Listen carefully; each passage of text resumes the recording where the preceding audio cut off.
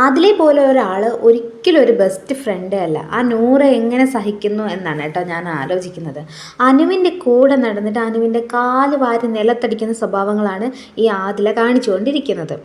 ഇന്ന് രാവിലെ ഒരു മോർണിംഗ് ടാസ്ക് കൊടുത്തിരുന്നു. നിങ്ങൾക്ക് നന്ദി പറയാനുള്ളവരോട് നന്ദി പറയാം, നിങ്ങൾക്ക് സോറി പറയാനുള്ളവരോട് സോറി പറയാം. നന്ദി പറയാനായിട്ട് ആദില തിരഞ്ഞെടുത്തത് അനുവിനെ ആയിരുന്നു. അപ്പോൾ എല്ലാവരും ഇങ്ങനെ ഞെട്ടി. ഇന്നലെയൊക്കെ നല്ല വഴക്കും കട്ടക്കലിപ്പൊക്കെ ആയിരുന്നല്ലോ, അപ്പോൾ എന്താണ് നന്ദി പറയുന്നത് എന്നുള്ളൊരു രീതിയിൽ ആദില വന്ന് പറഞ്ഞ കാര്യങ്ങളെന്ന് പറഞ്ഞാൽ എങ്ങനെ ഡ്രാമ കളിക്കാം എന്നുള്ളത് അനുവാണ് പഠിപ്പിച്ചു തന്നത്. അതിനൊരുപാട് നന്ദിയുണ്ട്. ഫേക്കായിട്ട് എങ്ങനെ നിൽക്കാം എന്നുള്ളത് പഠിപ്പിച്ചു തന്നത് അനുവാണ്. ഞാനും നൂറയും അനുവായിട്ട് പിണങ്ങിയിരിക്കാറുണ്ട്. അപ്പോഴെല്ലാം ഞങ്ങളാണ് അങ്ങോട്ട് മിണ്ടാനായിട്ട് പോകുന്നത്. അപ്പോഴൊക്കെ അനു ഒരിക്കലും മിണ്ടാനായിട്ട് ഇങ്ങോട്ട് വന്നിട്ടില്ല. അപ്പോൾ സെൽഫ് റെസ്പെക്റ്റ് എന്താണ്, എങ്ങനെ നിൽക്കണം എന്ന് അനുവാണ് പഠിപ്പിച്ചു തന്നത്. അഭിനയം ഒരു സിമ്പിളായിട്ടുള്ളൊരു കാര്യമാണെന്ന് പഠിപ്പിച്ചു തന്നത് അനുവാണ്. എന്നിങ്ങനെ വാതോരാതെ അനുവിൻ്റെ ഡീഗ്രേഡുകൾ ഇങ്ങനെ പറഞ്ഞുകൊണ്ടേയിരിക്കുമായിരുന്നു കേട്ടോ.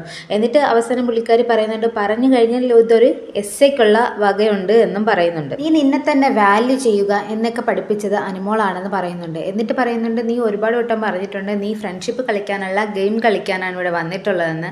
എന്നിട്ട് ആ ഒരു ഇത് വെച്ചിട്ട് ഇന്നലെ രാത്രി നമ്മളോട് വന്ന് മിണ്ടാൻ കാണിച്ച ആ ഒരു മനസ്സ്, എൻ്റെ മോളെ എന്നൊക്കെ പറഞ്ഞിട്ട് ആദില അനുവിനെ അങ്ങ് തേച്ചൊട്ടിച്ച് വെക്കുന്നുണ്ട്. ആ ഒരു ഡയലോഗ് കേൾക്കുമ്പോൾ ആ ഹൗസിലുള്ള എല്ലാവരും കൈയടിച്ച് സപ്പോർട്ട്. ആദിലയുടെ ഉള്ളിൽ കിടന്ന ഫ്രസ്ട്രേഷൻ മുഴുവനും ഉപയോഗിക്കാനായിട്ടാണ് ഈ ഒരു വേദി ആദില ഉപയോഗിച്ചത് കേട്ടോ. അങ്ങ് പറയാനുള്ളതെല്ലാം അങ്ങ് പറഞ്ഞ് നിരത്തിയിട്ടുണ്ട്. നൂറ ടോപ്പ് 5-ലേക്കല്ല ടോപ്പ് 7-ലേക്കാണ് എടുത്തിട്ടുള്ളത് എന്ന് അറിഞ്ഞപ്പോൾ തൊട്ട് തുടങ്ങിയ ആദിലയുടെ പ്രശ്നങ്ങളാണ് ഇതൊക്കെ.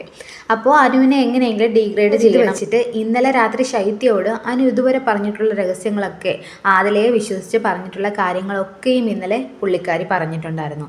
അപ്പോൾ തന്നെ പറയുന്നുണ്ട്, എനിക്ക് പറയാനുള്ളതെല്ലാം പറഞ്ഞു തീർത്ത് ഇവരുടെ മുന്നിൽ വെച്ച് പറഞ്ഞു തീർത്തിട്ട് മാത്രമേ ഞാൻ ഇവിടുന്ന് പോകൂ എന്നൊക്കെ പറയും. ഇതിൽ നിന്ന് മനസ്സിലായ കാര്യം സുഹൃത്തുക്കളെ, ആദില ഇങ്ങനെയൊന്നും ചെയ്യില്ല. ആദില മിസ്റ്റർ പെർഫെക്റ്റ് ആണ് കേട്ടോ.